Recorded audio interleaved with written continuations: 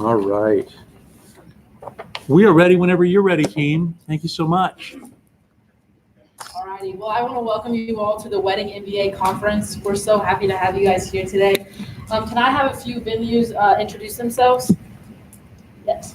Hello, my name is Alexis. I'm with Little Duke Town in Warren, Missouri, about 45 minutes outside of Springfield, Missouri. We're looking to take our events to the next level by implementing more strategic marketing strategies. I've decided to be at this conference today. Awesome, thank you for sharing. Anyone else?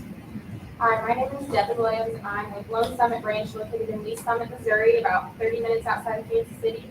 I'm excited to be here at Wedding MBA conference to learn more about how to make the most of my venue. Awesome, thank you for being here. Go ahead. Hello, my name is Julia. I'm with Devil's Thumb Ranch in Tabernacle, Colorado. We have a population of about 412 people, but we draw clients from Denver as well as Breckenridge. Thank you for sharing. Go ahead. Hello, my name is Ava. I'm here at Wedding MBA to learn about how to set apart my venues from competitors and fill our dark days. I own the Carriage House Event Center in Altamont, Illinois, which is an hour outside of Phoenix. Awesome, thank you. I'm so excited to have so many of you here coming from across all over the United States. We've gathered you here today to teach you how to get your clients to say I do to your venue. Now I'm going to show you a video of one of our clients that we're happy to have here today, Lone Summit Ranch. Thank you for being here. This video, while you're watching this video, please consider some of the pros and cons of it, also how it makes you feel and how it sets our venue apart.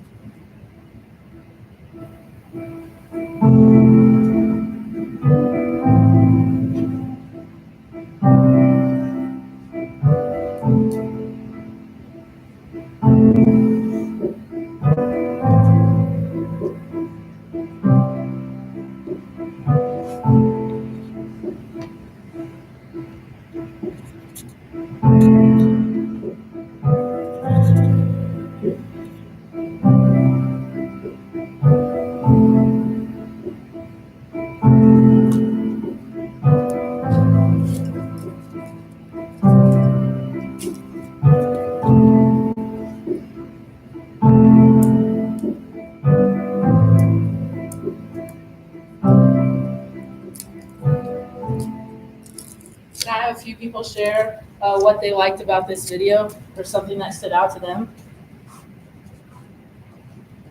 Anyone? Go ahead. I like the setup room where like the brides get ready. That's a really nice touch for them to add into their venue. Awesome, thank you. Anyone else? I like the waterfall in the pool. Julia? The music was very calming, so it kind of set the mood of like a relaxing, calming day for your wedding. Awesome. Nice. Thank you. Well, we are Event Space Consulting, and this is Lone Summit Ranch, one of our clients, and we're so happy and proud to present that to you. Now I'm going to introduce you to the rest of the Event Space Consulting team. Hello, my name is Cameron Collins, and I'm the Director of Event Space Consulting. Hi, I'm Haley Levy, and I'm the Corporate Consultant. I am Ariana Copeland. I'm one of two marketing consultants. Hi, I'm Cindy Salini, and I'm the Special Events Consultant. I'm Matthew Burton, I'm the other marketing consultant. Here at Event Space Consulting, we believe that at the heart of every event is an amazing event space. Your venue should make your clients happy and you even happier. Today, we're going to teach you how to establish your target market, how to reach that target market, considerations to take into account if you're a venue, and then also how to maintain that client base. 86% of couples hire a wedding venue. It is your job as a venue to get those couples to come to you. Now I'm going to talk to you about the 4 steps to establish a target market, which include establishing that market, your market segment, your customer base, and then selecting that market. When you're establishing your market, you'll want to ask yourself, what event do I want to have in this venue? What kind of clients do I want to have here? At Event Space Consulting, we really focus on the local community. So we look at a 50 to 60 mile radius. And so a lot of our events are more of a local feel.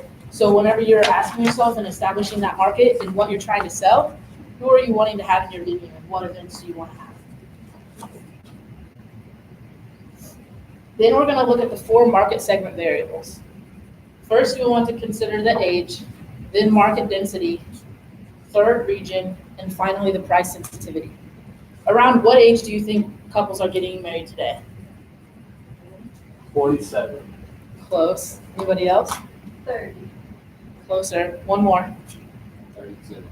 33 is actually the average age of couples getting married today. Wow. So that age is really important to consider whenever you're establishing that target market, because you don't want to be hitting under that age or hitting above. If you're targeting your market to people that are ages 50, you're not going to be hitting that market and bringing in the best opportunities for your business. So age is definitely an important factor and a variable to consider. Second, you're going to want to look at the market density. In a place like Springfield, Missouri, there's venues all over. And if you are one of 20 different barns, you're going to have to consider what's going to set you apart, what's going to make your barn more successful than the others. So that's definitely a big thing you want to think about whenever you're establishing your business and when you're building it up, because if you're not setting yourself apart from the competition, then you're not going to be successful. The third thing to consider is the region.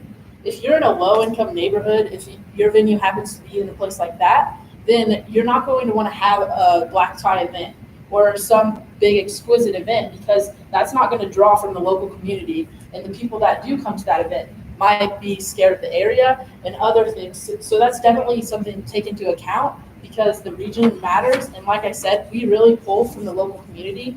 So that's definitely something you want to keep in mind as you're establishing your venue. And there are ways to get around it, but that is something that's important to consider whenever you're establishing that target market.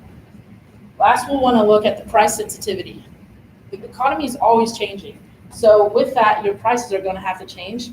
And also, your venue is going to need updates every now and again. So you're going to have to establish that price and what's going to bring in the best revenue for you, but also what's best for your clients. You can't have a huge price fluctuation in a week's time or a month's time, because that's not going to establish trust or consistency within your clients. So price sensitivity is very important, because you have to look at the competitors and how you live up to them, but also look at how that's affecting your customers and what the price has been in the past.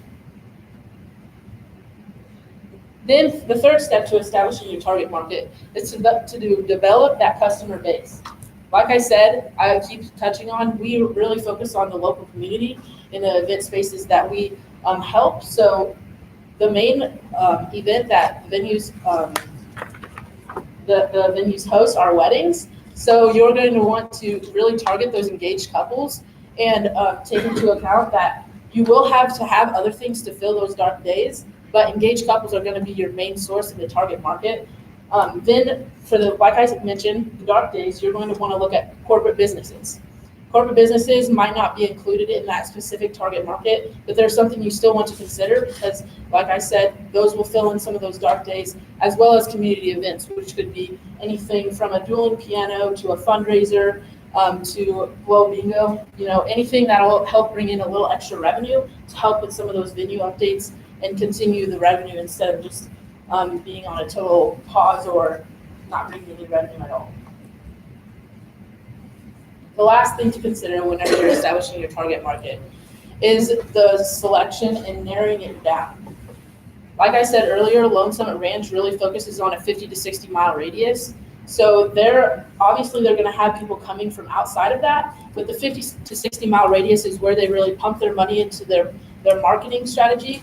And so that's very important to consider, because if you're pumping it wider than that, or if you're marketing to a wider radius, you might not get the specific target market that you're looking for.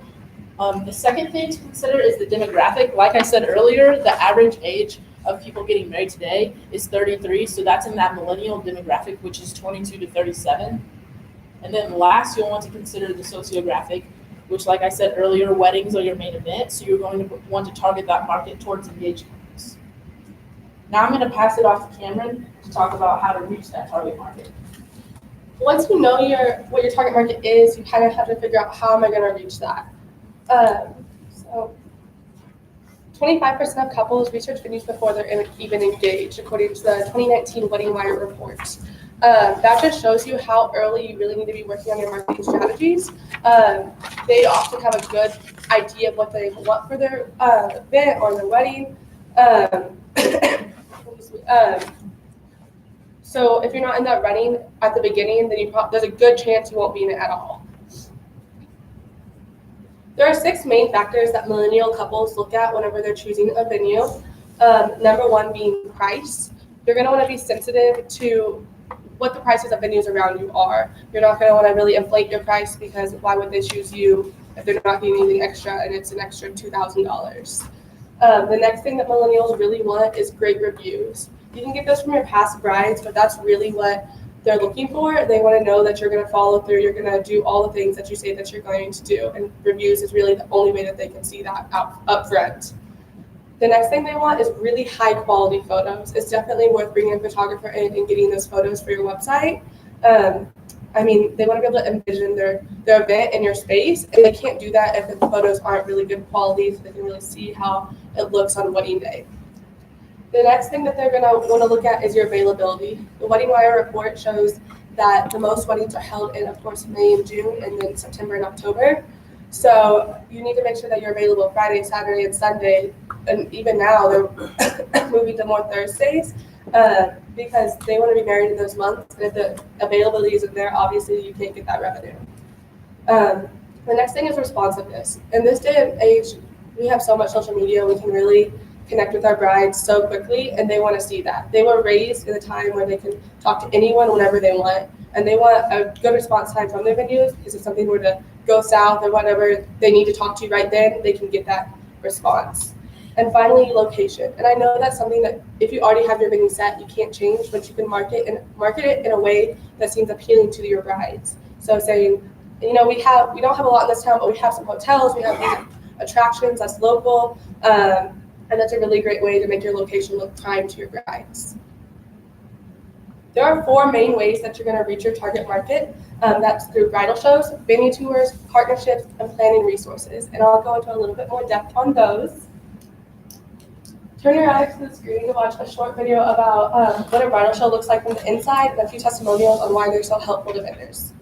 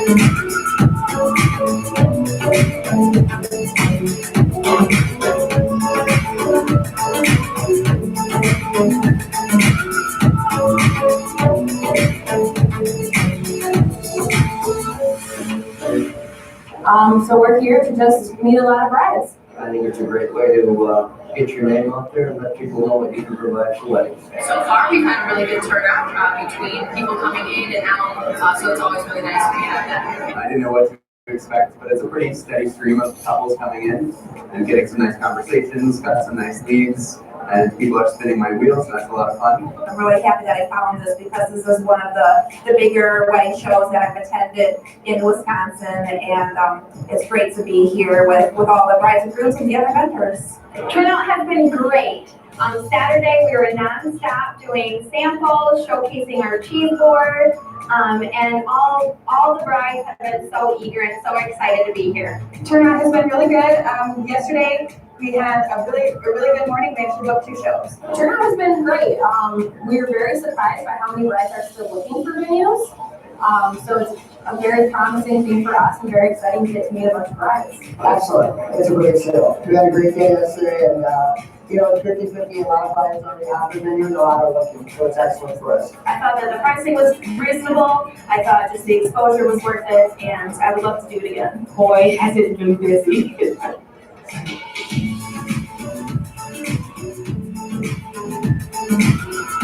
I would highly recommend this event for any vendor. I would recommend to other vendors, yes. I would highly recommend this event.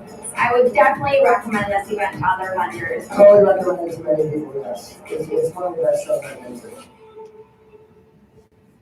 So that's just a great example. It really shows you what it looks like from the inside, but also the value to the vendors. I mean, those are tons of vendors from all different areas talking about the success that they've had and the bookings that they've gotten from that. There's really 2 main ways that you can be involved in a bridal show, and that's through sponsorship or booth rental. This information and pricing is based off a bridal show in Springfield, Missouri. It's a bridal show, so the pricing may be a little bit different, but generally this is a good guideline. As you can see, the large logo and small logo, they have a lot of similar benefits. The main thing is just the size of the logo on the back that every bride gets when they walk in the door. You still get a standard booth space. But the thing is, they're probably not going to get to go to every single booth at that bridal show because there's so many. So handouts are going home with them in their bag, and so you're definitely on the top of their minds. The other option is booth rental. Booth rental, you don't have to put anything in the bag to start out with, so you just are counting on them coming by. As you can see, the price is pretty significantly less. You still get access to 550 couples, which is really why you're there. So it's a great opportunity for you as a vendor. Next, we have venue tours, and really those go hand in hand with the bridal shows.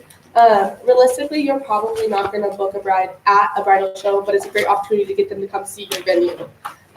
Because, I mean, most people aren't willing to sign a contract for a couple $1,000s before even seeing the space. So this gives venues a great opportunity to bring the brides in their doors. It's usually free to them because the people putting on the bridal show usually understand you're not going to get anything from it unless they're coming to your venue. It's great for connecting with brides. You don't want to put your pricing on your website because that can be a little bit scary if they don't understand everything that's included. They don't know what catering's included or your drinks or whatever is included in your price. So it can be a little bit daunting and scare them away before you can even get them in your door. So through a venue tour, if they're coming in your door and then you're showing them your pricing and then you're telling them this is what's all included, it seems a lot less daunting and they get to put a face with an age.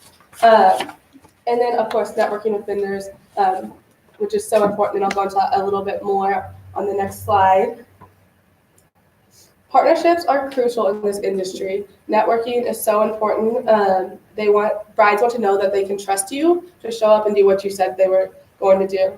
This is an example of what we've done for Lone Summit Ranch, their preferred vendors list. While this is from a venue standpoint, it goes both ways. So we have Fancy That Florist at the top. There's a good chance that they would also have a preferred vendors list and you'd be at the top of that list. So that's a great opportunity for them to know that they can trust you and show that it's just like a credential by your name. They know that they're showing up with someone that will show up and do what they say.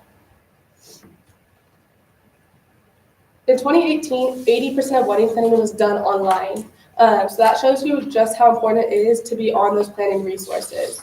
2 of the major planning resources are the Knot and Wedding Wire. You're going to want to make sure that you're on both of those. The Knot and Wedding Wire is where a lot of brides find all of their information and all of their vendors. It also is a great opportunity to compare yourself to other vendors. So they can see your reviews and your photos next to those other vendors. And if you have better reviews than another vendor that looks the same to that bride, then they're going to obviously lean towards you.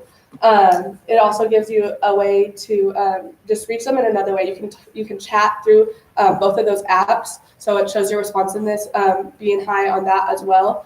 And you can also get some credentials next to your venue's name through badges of 2019 pick of the Knot or the Wedding Wire. So that's a really great way to verify you as a venue. I'm going to hand it off to Cindy to talk a little bit about venue considerations. Hi guys, I'm going to talk to you today about 8 factors to consider as a venue owner.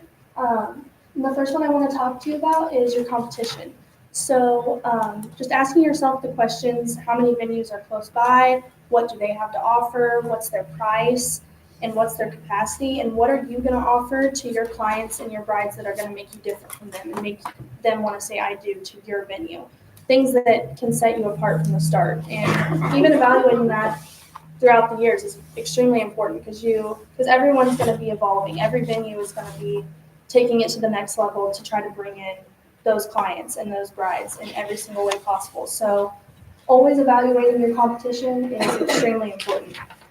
The next one I want to talk about is vision. Plan to make improvements in stages as you bring in more revenue and more income, and to decrease the need for a business loan or an investor. Prioritize the things that you need, like your key elements like parking, catering space, bathrooms. Those are the things you really need to worry about, and you can make those cosmetic projects happen as you become more successful, and do those in stages to reinvest in your property to keep making it better. The next thing I want to talk about is your location. So evaluate what amenities you have to offer on site and what amenities are surrounding your location. If you're out in the middle of nowhere and there's not a lot of amenities for your clients to access, if they have family coming in from out of town for their wedding or for their event, then it's less likely for them to want to choose your venue, but there's other options to making it appealing to them if your location is not an option to change. But having lodging and restaurants, Walmart, Target close by for them to go to run and get something or get something to eat, and if they're staying the night, those are extremely important to think about. And just what amenities you're going to have on site for them to include in their package, and amenities that other locations aren't going to have. The next thing I want to talk about is weather and having a plan B. The last thing that a couple wants to worry about on their wedding day is where their ceremony is going to take place. It's one of the most important days of their life, and that's the last thing that they want to be worrying about. So having a plan B and having 2 options, if you're an outdoor venue, having an option of doing the ceremony inside is vital because weather changes overnight, like we've seen this week.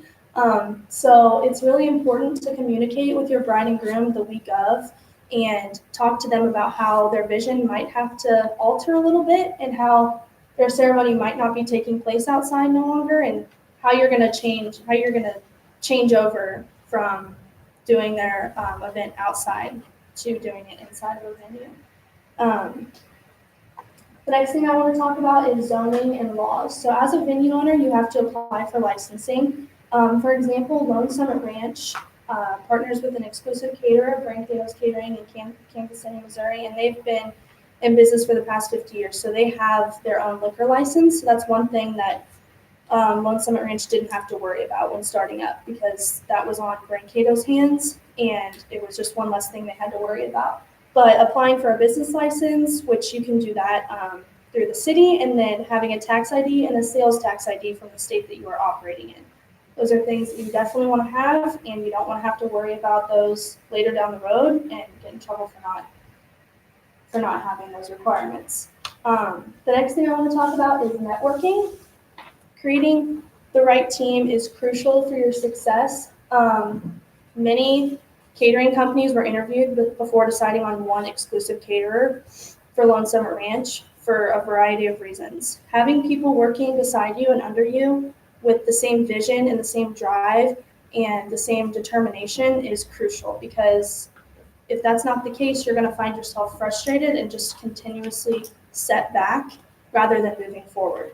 So having the right people working with you is something that's probably one of the most important things as a venue, because you need that extra help, but you also need the right people helping you, people who are experienced. And if they're not experienced, people who are willing to learn, and people who are go-getters, and you don't have to ask them to do things 100 times, they just do it for you. They just take the initiative.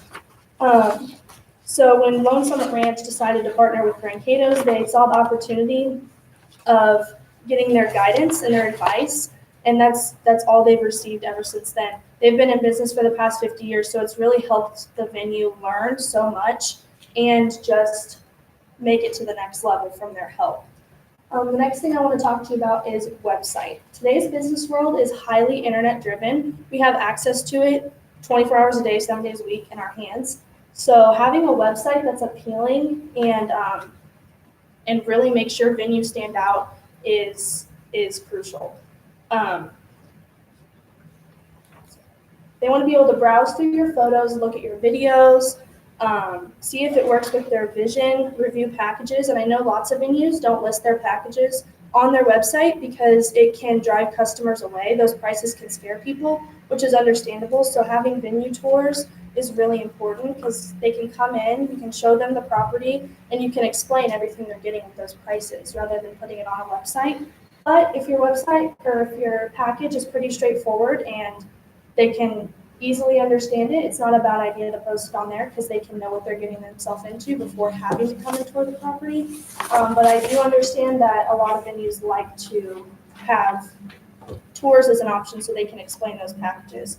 And they want to have a point of contact. So listing your social media outlets, your email, your phone number, like Cameron said before, getting back to them in a reasonable amount of time is really important because no one wants to wait, over 24 hours to hear back from someone or more than 24 hours. So like having your phone number and your contact information and all of your social media outlets is important. They want to be able to click on your account on Instagram and look at all the events you've had this year. And like we showed at the beginning, seeing your video featured on there so they can correlate their vision with what your venue has to offer. And the last thing I want to talk to you about is open house. Bring in as many people from your community as you possibly can by hosting open houses, vendor events, local nonprofit galas, because those people are going to leave and tell all the people they love and care about how amazing their experience was. So giving them an experience worth remembering and worth telling the people they love and care about is going to bring in twice as many people. So it's really important to engage in your local community because that's where all of your revenue is coming from and all of your clients. So people leaving your events to go and tell everyone else about your venue is a great marketing strategy. Word of mouth is one of the most strategic marketing strategies in this industry. So the people from your community coming and then talking, that's really important in this industry. So we ask you to bring out your phones and text Cameron Combs to 22333. And we're going to ask you guys a few polling questions and then show you the statistics following those.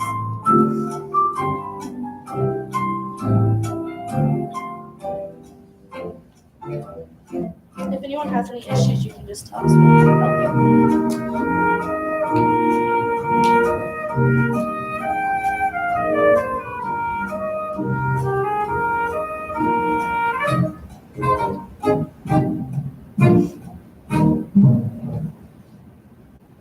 Has everyone got it? Yeah.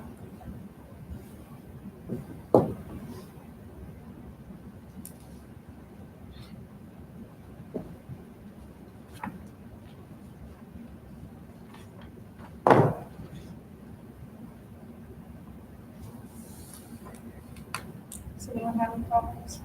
No? Okay. So the first question I'm going to ask you guys is, in 2019, what was the most common month to get married? What do you think? And you can just text it.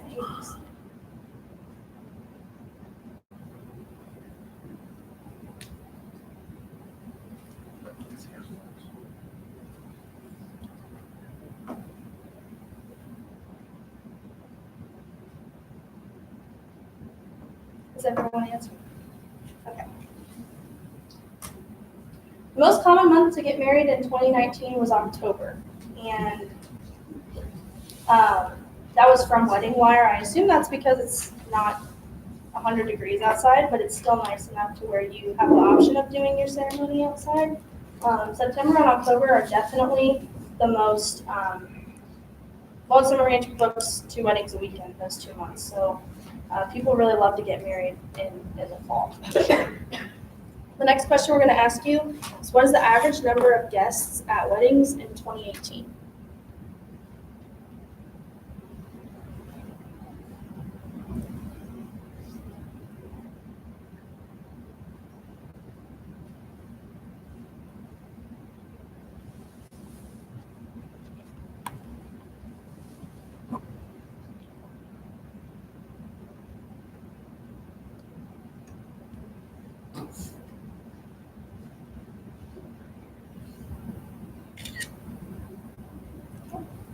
everyone answered?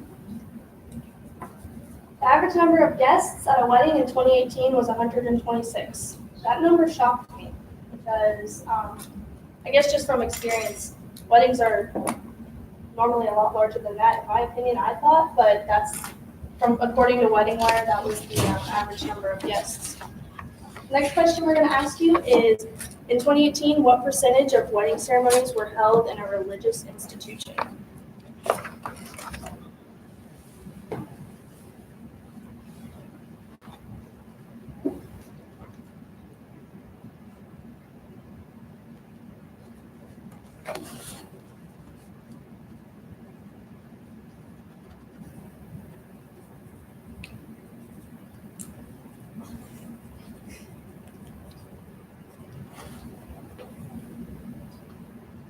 In 2018, 25% of wedding ceremonies were held in a religious institution. This has shifted quite a bit compared to years ago. So, yeah, that percentage was surprising to me as well.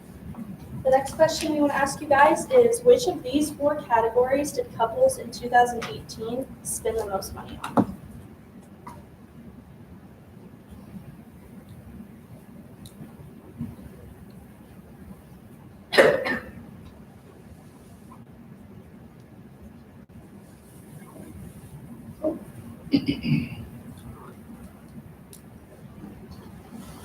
In 2018, couples spent the most on venues.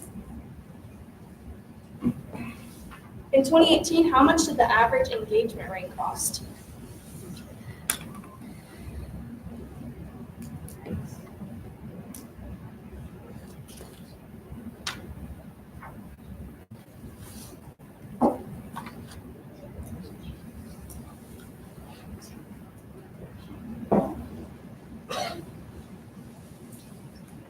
In 2018, the average engagement ring cost $5,000. Is that statistic surprising to anyone else? That was surprising to me. Pressure. No wonder they got to be 33 years old to get married. In 2018, what percent of a wedding was planned by the bride?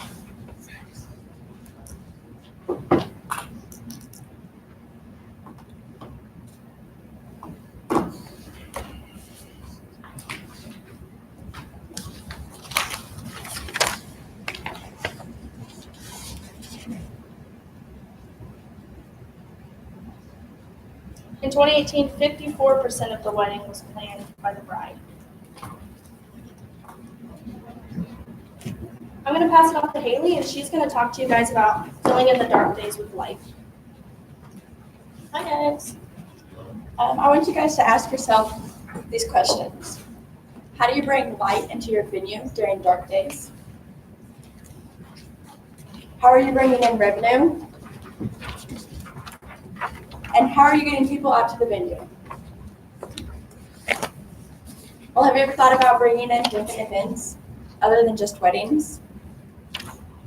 Some examples would be yoga, holiday parties, speakers, dog days, boutique pop-ups, chili cook-offs, corporate retreats, and beer festivals. And I'll be covering more holiday parties and corporate retreats later on.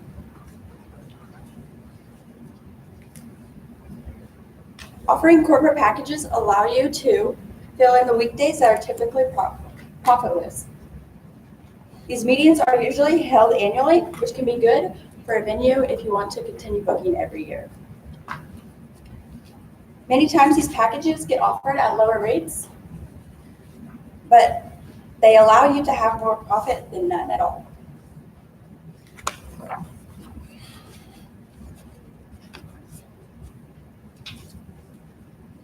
Did you know less than 5% of couples get married in December? Another great way to fill the dark days in December would be to offer Christmas packages. The Atrium, located in Branson, Missouri, has different packages. So 4 hours would be $450, 6 hours would be $600, a full day would be $1,000, and you can also add a photo booth for $250. Now I'm going to hand it off to Matthew to talk to you about maintaining customers. Yeah, so like Gary said, here at Event Space Consulting, we offer ways to establish a target market, reach the target market, offer you ways to things we can consider for your venue, and how to maintain customers to come to you. So there's 6 key ways to keep brides coming to your venue. The first one's going to be tell stories. Second is offer a great customer service experience. Make that experience easy. You want to be able to track referrals that are given about your venue, and you want to offer referral programs. First of all, you want to track them, and then you want to promote and automate so those happen automatically for you. So the first thing you want to do is tell stories. A good story has these 5 elements involved in them. Not only does a good story help offer a good customer service experience, but it helps the people relate when they're looking at your video. If you offer a first-hand experience of like a funny story or something that they can relate to, they're going to be more likely to book with you and ultimately refer you at the end to a friend if they get really well. The next thing you're going to want to do is wow your couples with customer service. So one key thing you can do is to under-promise, over-deliver. That's just the idea that you might offer and promise to them that you're going to have a room set up for an event for like a person dinner by a certain time. And not only did you have it set up by a certain time, but you had tablecloths on it, you had centerpieces in it, you had everything. You went above and beyond what they'd asked you to do. So just the idea of over-delivering on a promise you made to them. That's key. Another way you can do is to check in to your couples along the way. Just call in and ask how they're doing, if they're enjoying the process, if you can improve on anything. You can also send a handwritten thank you note at the end. And not only do you want to do this, it just shows that you appreciate them using your venue. And you can add a special touch to it. So just like maybe if there's an inside joke or something in the booking, or just on a story you all told, something that they know where it's not a generic thing that you're just saying out to everybody that goes to the venue. So after you do all this stuff, you're going to want to set up a referral program. So what is a referral program? And according to Megan Mosley from Referral Rock, a referral program is an organized process in which customers are rewarded for spreading the word. And it's not exactly like a loyalty program. A loyalty program would be something like the McDonald's or Chick-fil-A or something where you spend an amount of money, you get points, and you get like a free sandwich or a free drink.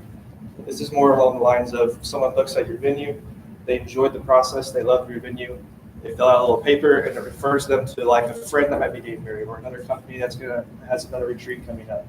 So like that, where that's just word of mouth business. Word of mouth business. Why would you need it?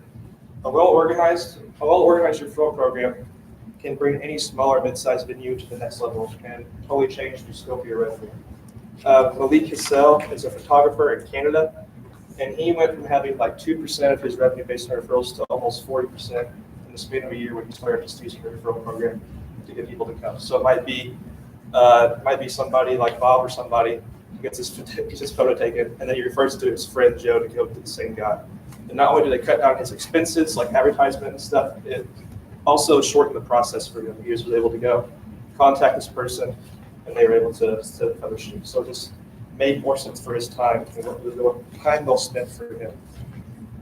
So how would you start one? You want to ask yourself these key questions when you're asking. When you're going to ask yourself who your current customers.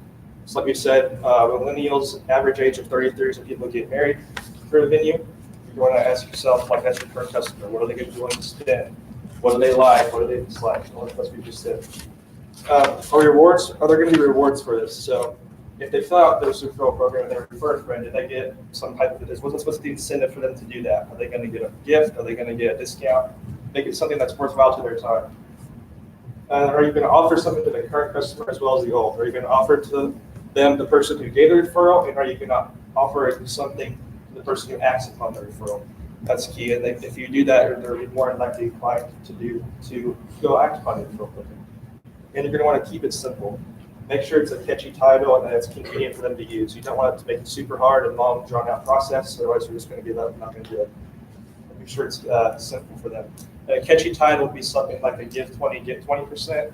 So like you might refer your friend, and then that friend acts upon it, and that you get like a 20% discount off the booking thing, and that friend who acts upon it will also get a discount.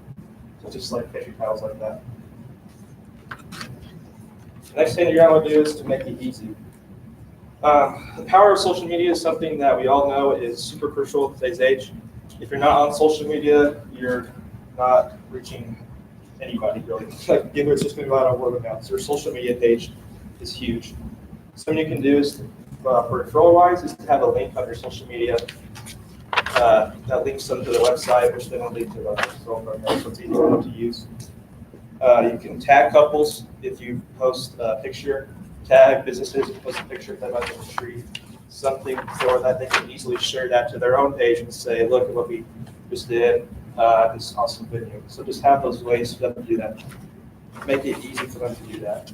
Just because you post a cool picture or a cool video doesn't mean they're going to do it. If it's not easy, they're more likely not going to do it at all.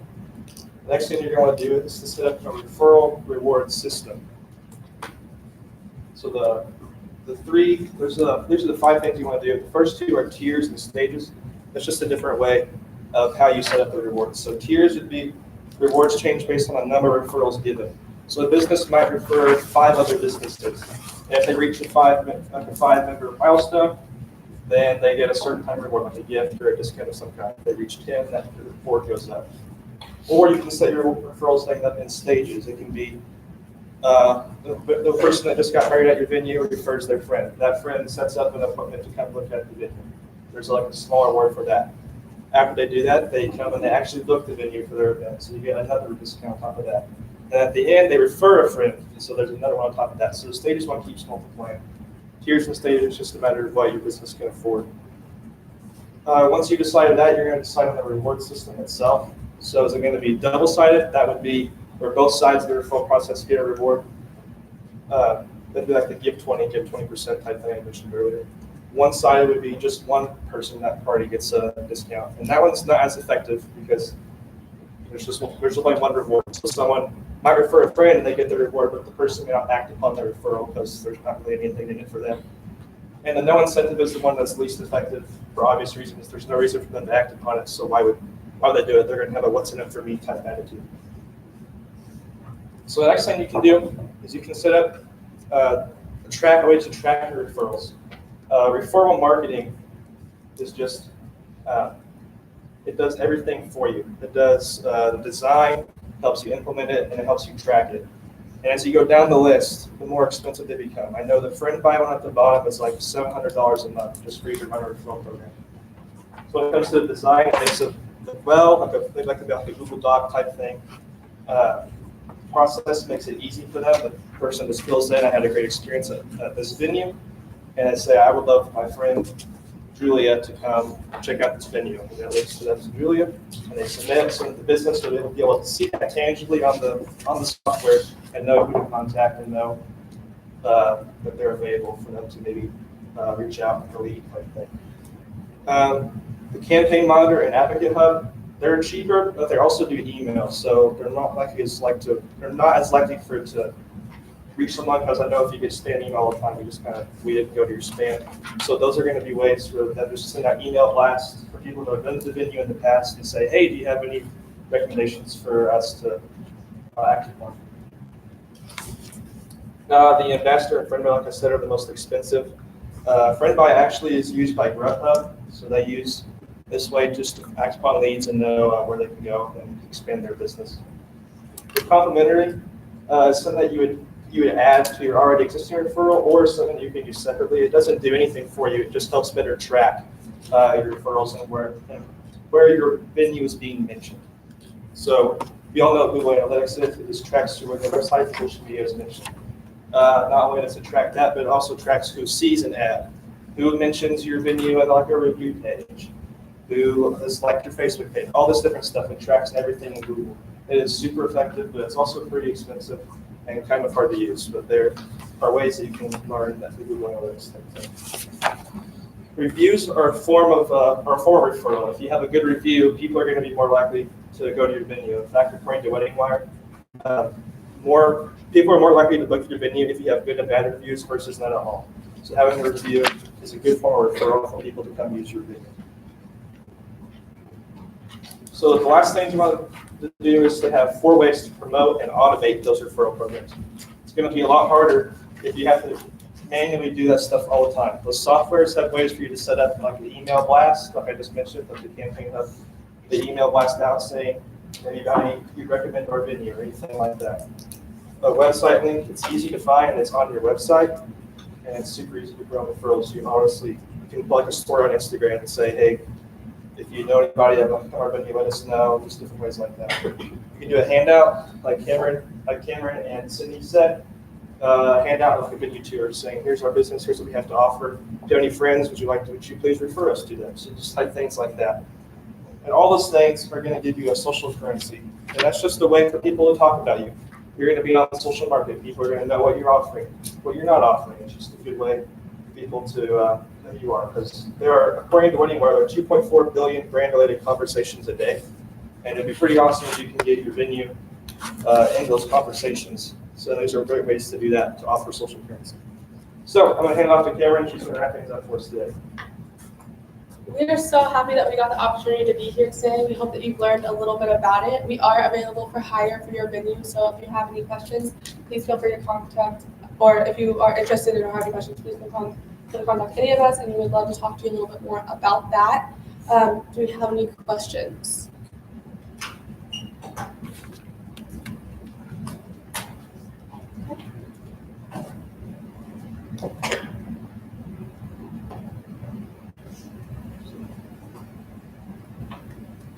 Are you done? Okay.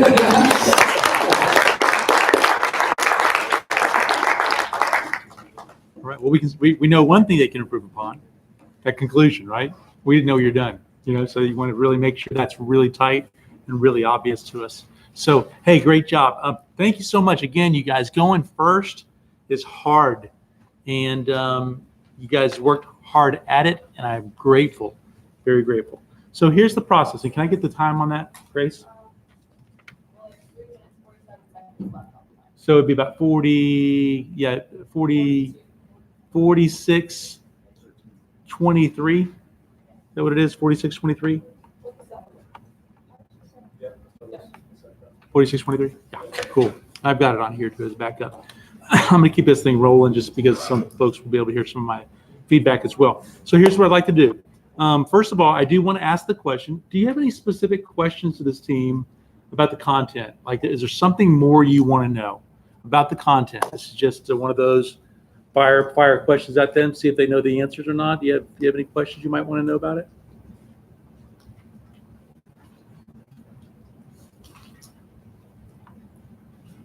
I want to verify that the millennial generation is 22 to about 37. Was that what I saw up on your board? So anybody that's 21 or younger right now, you're really what generation? Gen Z. Gen Z. Okay, so that's a good point. Okay, appreciate that. The average age of 33, right? How does that compare to the average age 5-10 years ago? I know it's gone up a little bit, but it's really, hasn't changed too much according to the report. That report also had a lot of information on different races and backgrounds, but they do focus mainly on millennial and Gen Z because that's what's coming up next. Mm-hmm. So we don't know if 10 years ago it was 27. I mean, I heard 27 years old was the current average age of marriage. I'm not right sure now. about 10 years ago. That report didn't go back that far. I didn't look into 10 years ago, but it has. I know it has raised up, but I'm not sure. I know 27 was I was more expecting 27 is what I'm trying to say. Yeah. Just from working in the industry, but 33, I guess, is the average. I think that would have been really interesting to see how it's changed over time. There's a couple points in which you guys, when you shared information that I wanted to know a little bit more, compare that to X, so that's one improvement area that I would recommend to you is when you're sharing information, anytime you can compare and contrast, it really makes it come to life for us because then we can say truly, wow, or aha about that. Yeah. Somebody want to add something? Is that the average age of weddings or marriages? Because people who get married without having a wedding. Interesting. Marriages. It's each person in a couple, that is the average age. It doesn't matter if one person, it is just overall. So one person can be 22 and one person can be 33. It doesn't matter. It's just overall it's 33. Good. Interesting. So the average age of marriage is 33, but the average age in which people have a wedding could be different. Right? Good. Very good. Thank you. Other content-specific questions you're curious about? Anything that you didn't get fill in on your PowerPoints? I had one more question here.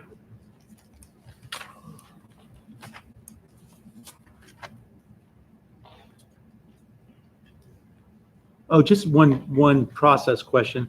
The answers to your polls that you did, was that revealed to them on their slides? Did they see those? We took them out of those slides. Okay, that's smart. A lot of people don't do that. And so I want to highlight a positive there. They knew what you were going to be looking at, so they took it out of the answers there. So I thought that was really cool. Good job. Great. All right, so now what we're going to do is we're going to go to the folks with the green sheets of paper, and we're going to ask them, what did you notice that they did well? Okay, so each person, Julia will start us out. She'll share one thing, and then the other person shares something. And I'd love for you to be able to share something different than the other person. If the person said something that you thought was positive and you agreed with that, just say ditto on that. And I also liked. Okay. Then we're going to ask the open gallery. We're going to ask everybody else, what did you like? And then we're going to go back to the green sheets. We're going to say, what could be improved upon? One thing that can be improved upon. And then we'll go to the gallery. What do you think can be improved upon? And then after all that, then I'll share my notes with you. Okay? Sound good? All right. So Julia? I thought that your slides overall were very simple, so it was easy to see, and I like how big the squares were and everything. And then with that, your 6 factors or your 4 main concepts, it was very clear to understand when you had those numbers of 4 main things to focus on.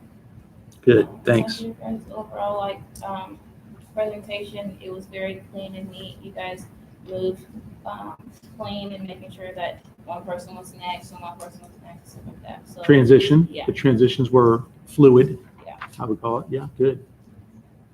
I really liked the difference of audience participation that you guys had. So you had the people at the beginning, and then you had raising hands in the survey. So I thought that was really good. Good, thank you. You guys were definitely really consistent with your information, like you kind of just bounced off what others said previously, so it was all consistent with what both my presentation. And I thought that the poll was really cool because we got the whole class involved and everyone was really interested in what the answer was. And I think it was cool. You had 5 different questions that kind of had different areas of the. Great, thank you very much. How about from the gallery? The rest of the folks, yeah. I think you guys set the scene pretty well. I felt like we were at a conference trade show thing, and you guys showcased one of your clients and the music and all that. Great. Kind of rounds up what Julia said. I liked that your PowerPoint was really simple. You didn't bombard it with too many words. It wasn't active. You need to focus on what you were actually saying compared to what was in front of us.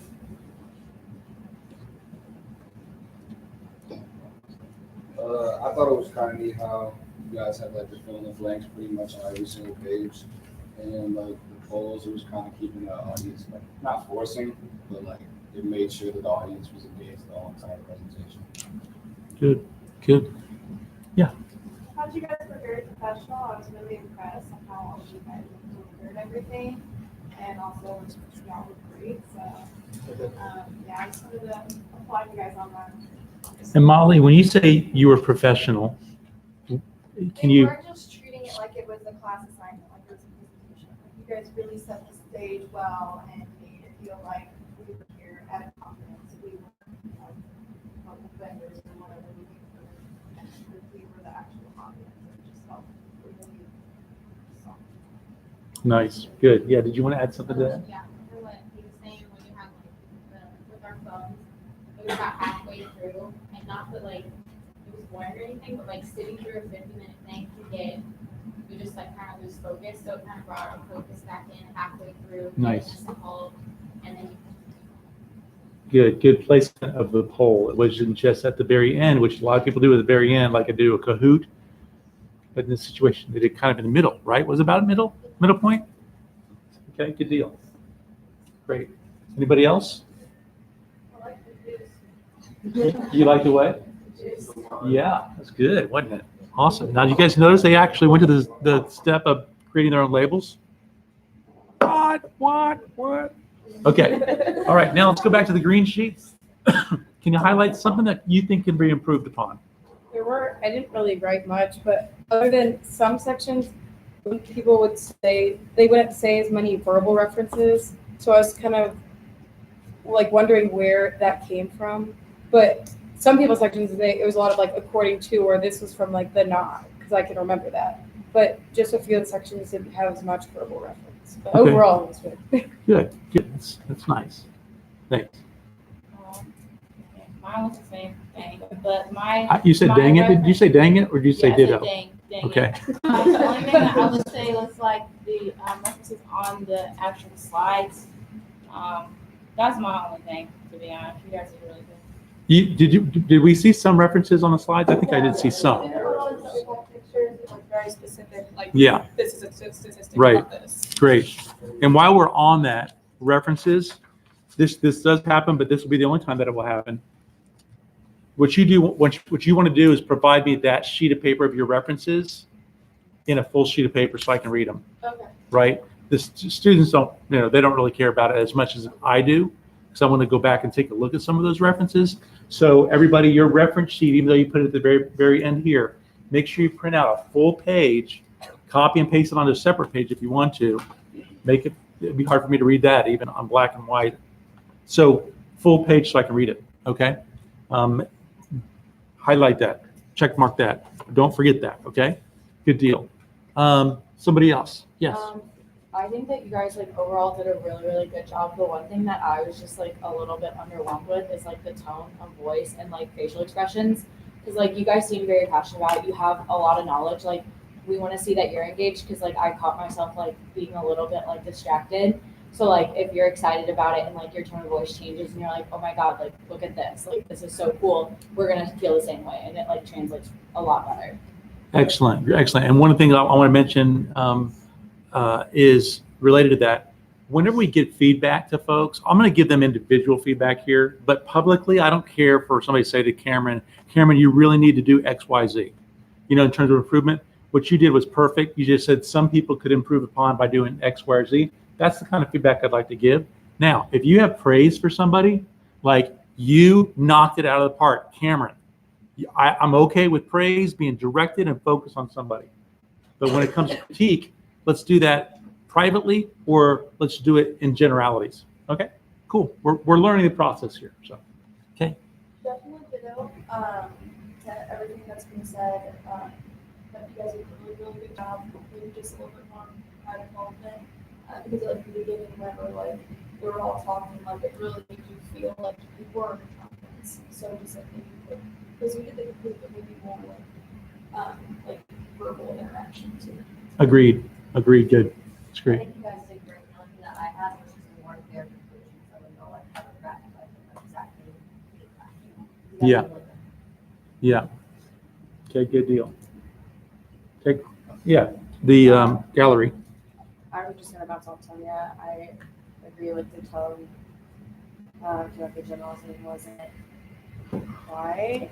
I don't know. Like I was looking up that I actually was like interested in smartness, so like, it kept me interested with everything you guys were saying. But like for people that aren't like interested in weddings, they're gonna kind of zone out a little bit. So just a higher tone, I would say, or like more energy throughout the entire thing. Here's a little bit of a challenge that we're facing in this classroom. This classroom is cavernous. So it really goes back and it's big. So you really have to, and this would be my pro tip for the day, speak to the very back of the room, make sure your voice projects, and it's going to have a little bit more energy in it, okay? And so that's how I would solve that problem in this room, okay? Yeah. And something we talked about last year, like maybe not even having the whole group up there so that you're not distracted at looking at other people or their facial expressions, or just like obviously you're not going to stand up there and smile Right. with people who aren't talking. So even like having all your group back there except the one person would help the fact of you just watching their facial expressions. Yeah, that's a pro tip that we talked about last time, is that you don't have to, everybody have to be lined up there waiting for your part. You can kind of float to the back, and then when somebody says, and Matt's going to be coming up, and that's all right. Well, listen, thanks so much, you guys. We've covered such and such so far, and now what I want to cover is, and then come up here closer to us if you can. And I know you have to go back here and bounce back here and take a look at that. That's perfectly fine. But yeah, a little bit more movement, a little bit more energy from the back to the front. That's great. That way you guys don't get caught napping or just not very happy about it. I remember that vividly, Julia. Not that you guys did that. I didn't notice that you guys were not interested. But for some folks in this room, the attention span may not be as high as it needs to be. So, Okay. All right. What else? Thank you. Thank you. Thank you. I thought overall your guys' volume was very good, but there was a couple times like if you're moving back and forth that you kind of turn your back and it was very hard to hear because it is such a big room. But like in general, volume was really good. So maybe just like I guess use your reference, try not to talk as you're walking or not walking, or like project one because it was a little bit difficult to hear at times. Or don't look back to the screen as your point of reference. Look to the front right over here, right? So you're always projecting your voice this way somewhere. And I didn't see a lot of that at all. Saw it a couple of times, but that's about it. Okay. Okay. Yeah. Oh, I saw one, like there was one little tiny typo in the, yeah. I realized that, 5,000. like, as it was going up there, I was like, no, like, I see that now. Yeah. So. When I saw that, I originally thought it was like supposed to be like 50,000. Yeah. And then I saw. But was it on a poll? Yeah. On a poll? Yeah. That was my bad. Oh, sorry, bouncing off the typo thing. I noticed on like one of your slides, it says like 6 things on ours, but on yours it says 6 factors. And then another one, it said to develop a customer base on yours, and this is like 3 ways to develop a customer base. We changed that really last minute, so Okay, that's I our was- bad. Like, we just changed, we printed those last night at like 9 p.m. and this morning we were like, actually, we don't like how it sounds, so we changed it. So. Yeah. So that's one of those things you're always going to have to pay attention to your most recent version of your PowerPoint. You know, and then you have one that has blanks versus the key. You see what I struggle with. I do the same thing for you guys, and I'm always like, which one am I using? So I get it. I get it. All right. Very good. Very good. Anybody else from the gallery? Okay. Let me give you 3 minutes of feedback. Okay. I was really pleased with this presentation. I will tell you that. This group, this is an A presentation. It wasn't perfect, but for going first, they're getting an A on this presentation because of the things that they did pay attention to. And let me tell you about those things. So real quick, set up the room. The music fit the actual atmosphere. They labeled the drink bottles, but I do have a note here. If you don't have time to do these little things, I would rather you spend your time on the content, making sure it's corrected, everything's just right on, you got solution-oriented titles. This doesn't really make a big difference in my mind as to your grade.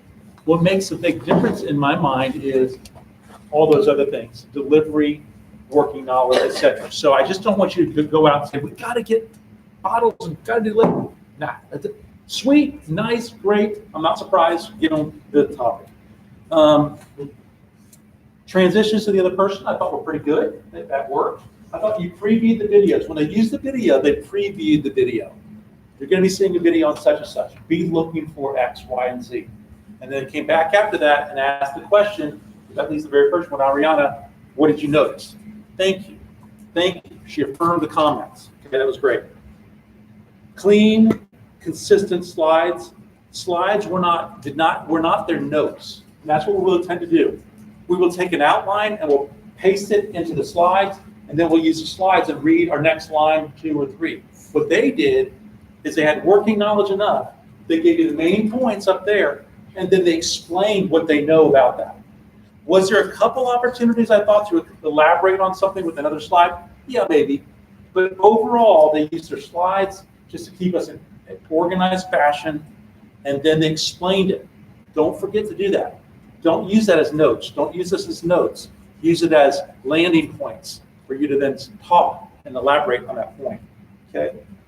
Nice interactive poll to get to the same information. They could have shared that information with you. You may not know this, but they did it in a poll to be able to help us understand it a little bit better.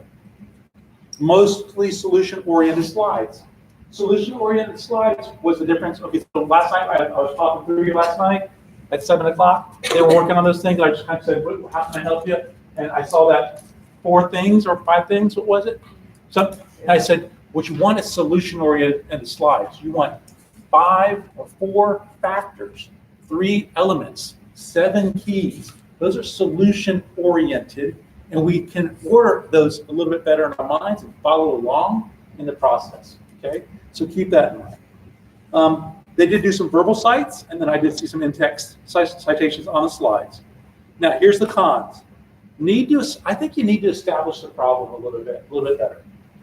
At your very beginning, you did a great job with the video, but establish the problem. Why are we here? And so you need to say, most wedding venues have 50% of days that they're dark. And most wedding venues are competing against multiple venues, and there's only so many brides, and we're here to solve that problem. We're going to share with you how to market them, how to reach out to that audience, how to do this, establish the problem, and there's really two big opportunities I saw to do that. I'll just note the very beginning. I think if you did that better, we would know why we're there, and you would be solving the problem. Good job of putting the people in the room, by the way. I thought that was a nice touch. Plants. Protect the back of the room. You did fill in the blanks. There was opportunity for you guys to be definitive. So when you said something, when somebody said something about the age 33, let's just use that example. I don't know if that was it or not. Age 33. Then we want to know why and how it's changed over time. We don't want to know just that. Okay, there's lots of opportunities for that you could have improved upon. And then, you guys, this is the last thing I'd share with you. Show samples wherever you can. So when you were showing the samples, Matt, or you're talking about your website or social media, you could have taken us to a website, a wedding website, show us how one particular wedding website has done it well, or their social media has really done it well.